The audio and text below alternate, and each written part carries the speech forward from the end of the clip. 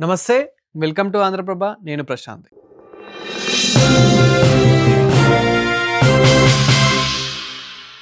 ఈరోజు మనతో పాటు diet specialist doctor Vinay Kumar garu అయితే మనతో పాటు ఉన్నారు. నమస్తే అండి. నమస్తే.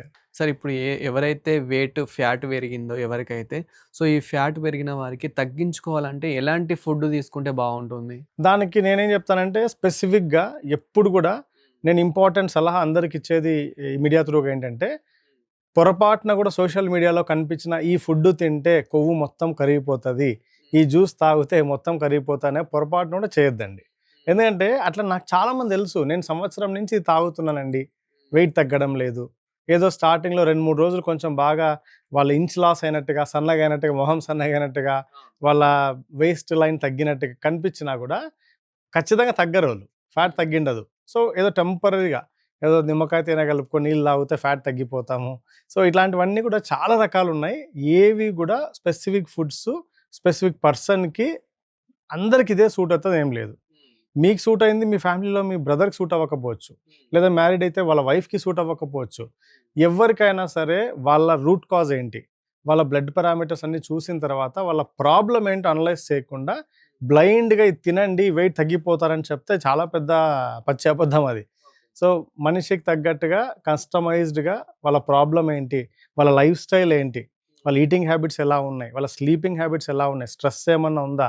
ఈ అన్ని ఫ్యాక్టర్స్‌ని దృష్టిలో పెట్టుకొని డైట్‌ని డిజైన్ చేసుకోవాలి తప్ప, బ్లైండ్‌గా ఏదో ఒకటి ఫుడ్ 2 ఫుడ్ చెప్పేసి, ఇది తినండి ఇంక మీరు అద్భుతంగా వెయిట్ లాస్ అయిపోతారన్నారనుకోండి, అదేదో పబ్లిసిటీకి చెప్పినట్లే ఉంటది తప్ప, బట్ ఫ్యాక్ట్ అయితే కాదండి అది. సార్, ఇప్పుడు మనం ఆయిల్ ఫుడ్ అనేది ఎక్కువ తింటూ ఉన్నాం. బయటకెళ్ళినా గానీ మనం ఆయిల్ ఫుడ్డే, రెస్టారెంట్స్‌లో గానివ్వండి, ఇప్పుడు ఉన్న హాస్టల్స్‌లో గానివ్వండి, మోస్ట్‌లీ ఆయిల్‌ని ఎక్కువ ప్రిఫర్ చేస్తూ ఉన్నారు. సో ఈ ఆయిల్ ఫుడ్ తినడం వల్లనే మనకి ఫ్యాట్ అనేది పెరుగుతుందనుకోవచ్చా? సీ ఆయిల్ వల్ల ఫ్యాట్ పెరగడం అనేది partially correct. But not 100%. See fat అనేది బాడీలో 75% ఫ్యాట్ బాడీలో తయారయ్యేది బాడీయే తయారు చేస్తుంది. బయట నుంచి ఇచ్చేది కాదు ఫ్యాట్. బయట నుంచి ఇచ్చే ఫ్యాట్ కేవలం 25% అయితే 75% మీరు జీరో ఆయిల్‌లో తినండి. అయినా కూడా మీ బాడీలో ఫ్యాట్ తయారవుతది. మీరు ఒక నెల రోజులు ట్రై చేసి చూడండి. ఆయిలే కట్ చేసి మొత్తం. అయినా కూడా ఫ్యాట్ తయారవుతది బాడీలో. బికాస్ బాడీ నేచర్ అది. 75% బాడీలో తయారవుతది. కానీ ఈ ఆయిల్ వల్ల ఏం జరుగుతది అంటే మెయిన్‌గా మన మెటబాలిజం దెబ్బతింటది. ఫ్యాట్ పెరగడం కాదు గానీ మెటబాలిజం దెబ్బతింటది. మోస్ట్ ఆఫ్ ద కేసెస్‌లో ఈ రిఫైన్డ్ ఆయిల్స్ తినడం వల్ల, చీప్ ఆయిల్స్ అవి తినడం వల్ల స్లోగా మెటబాలిజం దెబ్బతిని హార్మోన్స్ అన్ని డిస్టరప్ట్ అయిపోయి ఈ ఇన్సులిన్ రెసిస్టెన్స్‌కి దారి తీసిన సందర్భాలు చాలా ఉన్నాయి.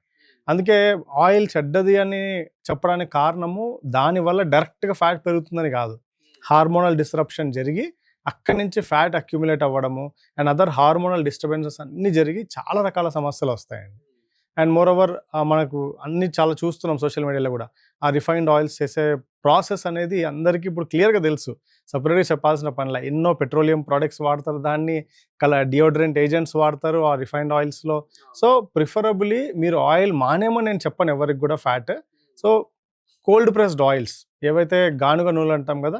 సో సాధ్యమైనంత వరకు అవి తీసుకోవడం ప్రయత్నం చేయండి. లేదా మన ఏన్షియంట్ మెథడ్స్ ఏమి అంటే నెయ్యి, కొబ్బరి నూనె, వెన్న ఇవన్నీ మనం ఒకప్పుడు కుకింగ్ ఆయిల్స్ ఇవన్నీ. పల్లీల నూనె ఇవన్నీ కూడా కాదు. ఒకప్పుడు అన్నీ కూడా నెయ్యి, వెన్న, కొబ్బరి నూనె ఇవే మన ఆయిల్స్. బట్ మనం ఏమంటే స్లోగా నీడ్ పెరిగే కొద్దీ ఈ సీడ్ ఆయిల్స్‌ని వాడడం మొదలుపెట్టినాం. అండ్ అది ఇంకా పెరిగిపోయే అవసరము రిఫైన్డ్ ఆయిల్స్ ఇండస్ట్రియలైజేషన్ అయిపోయినాక కంపెనీస్ వచ్చేసినాయి ఆయిల్ మేకింగ్‌లో. సో కాబట్టి ఇలా ఆయిల్‌ని బ్లేమ్ చేస్తున్నారు తప్ప but oil is not directly responsible for fat gain. Sir, ఈ మధ్య కాలంలో చిన్న, పెద్ద అని తేడా లేకుండా ప్రతి ఒక్కరికి పొట్టనేది వస్తుంది. సో ఈ పొట్టు ఎందువల్ల వస్తుంది? అండ్ ముఖ్యంగా తాగడం వల్ల బీర్లు తాగడం వల్ల నిజంగానే వస్తుందా? ఆల్కహాల్ తీసుకోవడం వల్ల? ఆల్కహాల్ తీసుకోవడం వల్ల పొట్టొస్తుంది, ఆల్కహాల్ తీసుకోవడం వల్ల లావవుతున్నారనడానికి కారణం ఏంటంటే, దానికొక కనెక్షన్ యాక్చువల్‌గా ఏంటి అంటే, ఆల్కహాల్ ఏదైనా సరే whether it is a beer or other wine or ఏదన్నా సరే, అది మనం తీసుకునే గ్రెయిన్స్ వాటిని ఫర్మెంట్ చేసి ఆ ప్రాసెస్ మీరు బాగా అబ్జర్వ్ చేస్తే, అది కాన్సంట్రేటెడ్ షుగర్, కాన్సంట్రేటెడ్ కార్బోహైడ్రేట్ అది. సో, ఆ కాన్సంట్రేటెడ్ కార్బోహైడ్రేట్‌ని తీసుకోవడం వల్ల స్లోగా అంటే ఒక్క రోజు, 2 రోజుల్లో కాదు. స్లోగా అది బాడీకి రెగ్యులర్‌గా ఇయడం వల్ల బాడీ తొందరగా ఇన్సులిన్ రెసిస్టెన్స్‌లోకెళ్ళిపోతది. మన సెల్స్ అన్నీ గూడా తీసుకున్న ఫుడ్‌లోంచి వచ్చే ఎనర్జీని ఎనర్జీగా మారాలి అంటే సెల్‌లోకి షుగర్ ఎంటర్ అవ్వాల. షుగర్ ఎంటర్ అవ్వాలి అంటే ఇన్సులిన్ అనే హార్మోన్ హెల్ప్ చేయాలి. సో మనము విపరీతమైన షుగర్ని ఇస్తూ ఉండడం వల్ల, అది కూడా ఎక్కువ మోతాదులో ఇవ్వడం వల్ల, మోర్ నంబర్ ఆఫ్ టైమ్స్ ఇవ్వడం వల్ల ఇన్సులిన్ కూడా ఎక్కువ రిలీజ్ అవ్వాల్సి వస్తుంది. సో సెల్ అంత రిసీవ్ చేసుకోక మొండికేస్తుంది అనమాట, రెసిస్టెన్స్లోకి వెళ్ళిపోతుంది, నేను తీసుకొని యాక్సెప్ట్ చేయనని. సో దాన్ని తీసుకుపోయి ఏం చేస్తుంది, ఫ్యాట్గా మార్చేస్తుంది, లివర్లో పెట్టేస్తుంది. అందుకే ఆల్కహాల్ తాగేటోళ్ళకి లివర్ చెడిపోతుంది అని అనడానికి కారణం ఏమంటే, ఆ ఎక్స్ట్రా ఫ్యాట్గా మార్చి మనం తీసుకున్న దాని నుంచి వచ్చే గ్లూకోజ్, ఆ వైన్ కావచ్చు, ఆల్కహాల్ ఏదైనా సరే, దాన్ని ట్రైగ్లిజరైడ్గా మార్చి లివర్లో పెడుతుంది. దాన్నే ఫ్యాటీ లివర్ అంటాము. అక్కడ ఫిల్ అయిపోగా abdomen area, nearest area abdomen పొట్ట భాగంలో, థైస్ భాగంలో, మన షోల్డర్స్ కానీ, చెస్ట్ కానీ, ఇట్లా స్లోగా బాడీలో ఫ్యాట్ స్ప్రెడ్ అవుతూ పోతుంది. బట్ ఫస్ట్ కనిపించేది పొట్ట. అందుకే అక్కడ కనిపిస్తుంది అంటేనే పొట్ట ప్రాబ్లం స్టార్ట్ అయింది. వెంటనే దానికి సంబంధించిన డయాగ్నోసిస్, అసలు ఎందుకు పెరుగుతుంది, అది కేవలం ఏదైనా బ్లోటింగ్ ఇష్యూ వల్ల కూడా అయి ఉండొచ్చు. మనం తిన్న ఫుడ్లో వెజిటేరియన్స్ ఎక్కువలో ఆ బ్లోటింగ్ ఇష్యూస్ ఉంటాయి. సో దాన్ని సిబో అని కూడా అంటాం. సో అంటే మనకు పొట్ట పెరిగిందంటే అది ఫ్యాట్ అని అనుకోవచ్చా? లేదంటే లోపల ఉన్న గ్యాస్ అని కూడా అనుకోవచ్చా? అదే చెప్పొద్దున. సో దాన్ని సిబో అంటాం, small intestinal bacterial over growth అంటాం. సో అంటే ఎక్కువ ఇది బాగా కనిపించేది ఎవరిలో అంటే వెజిటేరియన్స్లో.